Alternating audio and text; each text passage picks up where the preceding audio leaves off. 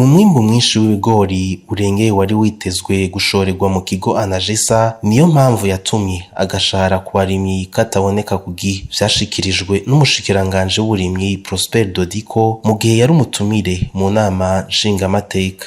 Leta yari yahamagariye abenegihugu, irahamagarira abafonctionnaire bose, irahamagarira n'abikorera utwabo yuko bose boja mu burimyi. Ivyo rero bifatanganye twaciye turonka umwimbu mwiza w'ibigori. Gushika naho ibyo twari twiyumviriye byose byabaye byararengewe. Nagoma ndabamenyesha yuko gushika kuri zitariki Anagesa yegeranije umwimbu ubu urenga itoni ibihumbi 71,800. Aho naho ne twamubwiye tuti gezaho. Ibigori n'ubu byarasigaye mu bene gihugu. Aho rero twari twategekanije yuko n'imiburiburi tuzokwegeranya itoni ibihumbi 30.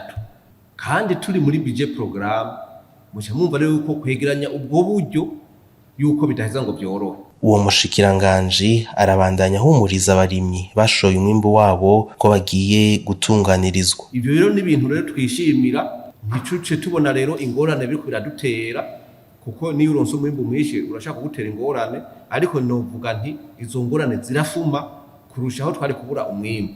Novuga rero mu majambo make nti turahaye umwizero abo bene gihugu ko ikibazo tukizi, ko tugiye kubatunganiriza, kuko nubundi bariko ratubwira bati ko hari ibihugu bikeneye umwimbu, ati none tubipakire tubijane mu bindi bihugu.